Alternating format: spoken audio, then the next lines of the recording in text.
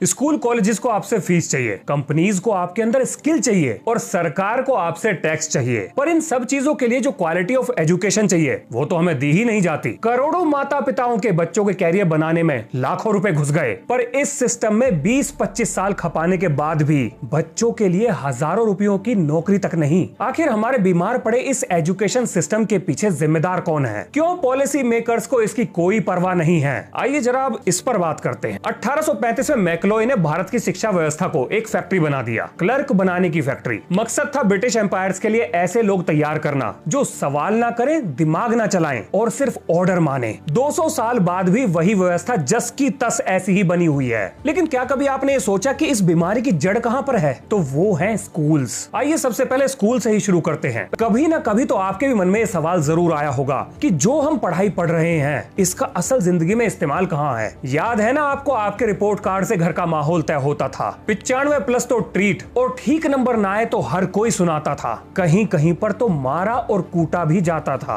हर जगह पर एक ही चीज सिखाई जा रही है कि एग्जाम को कैसे पास करना है, लेकिन ये कोई नहीं सिखाता कि कैसे सीखना है। अब आप में से कुछ लोग ये भी कह सकते हैं कि भाई हमारा सिस्टम इतना भी बुरा नहीं है। यहाँ से IITians निकलते हैं, टॉप इंजीनियर्स निकलते हैं, डॉक्टर्स निकलते हैं, मैनेजर्स निकलते हैं। चलो हमने दुनिया को कुछ तो दिया है, लेकिन जरा याद करो भारत ने पिछले 20-25 साल में टेक्नोलॉजी और इनोवेशन में क्या दिया? अगर इसरो और DRDO की उपलब्धियों को छोड़ दिया जाए तो शर्म से मुंह छुपाने के लिए जगह भी नहीं है। चलो समस्याएं तो बहुत हो गई, अब जरा समाधान पर बात करते हैं। इस सिस्टम को कैसे सुधारा जा सकता है, जरा इस पर चर्चा करते हैं। देखो, सबसे पहले स्कूल एजुकेशन को एग्जाम बेस्ड सिस्टम से बदलकर स्किल बेस्ड सिस्टम के मॉडल पर आना पड़ेगा। अब इस बात का क्या मतलब है, जरा ये समझो। देखो, क्लास 8 से ही रिपोर्ट कार्ड के साथ स्किल कार्ड भी होना चाहिए, जिसमें रियल लाइफ स्किल्स जैसे कि painting, singing, dancing, carpentry, masonry, welding, electronics, VFX, video editing, emergency health services, coding, automobile engineering, food courses और ऐसे ही बहुत सारे ऐसे स्किल्स जो चारों तरफ रियल लाइफ में हमें देखने को मिलते हैं, ये भी हमारी पढ़ाई का हिस्सा होने चाहिए। और अगर आपको ऐसा लगता है कि इस ऊट पटांग सलाह का हमें क्या फायदा, तो भाई साहब सुनो,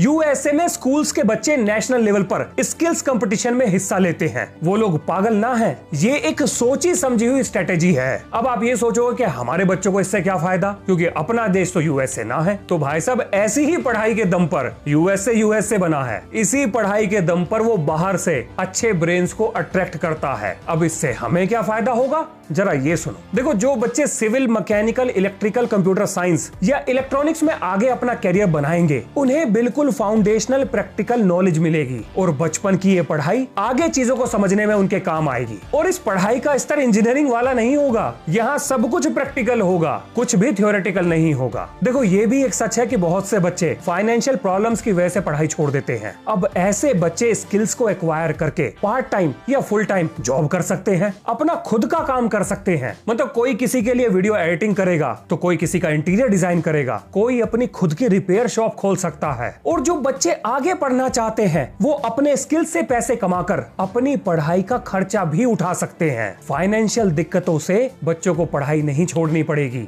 मतलब बजाय सिलेबस पर फोकस करने के क्यों ना आप सबकी प्रॉब्लम्स पर फोकस करें। आपके उन सवालों का जवाब दिया जाए जिनका जवाब आपको स्कूल में नहीं मिलता, और थोड़ा धैर्य बनाकर रखें। पढ़ाई थोड़ी तो बोरिंग होती है। तो इसी नोट के संग ये है इस वीडियो का अंत। मिलते हैं नेक्स्ट वीडियो में। जय हिंद, जय भारत।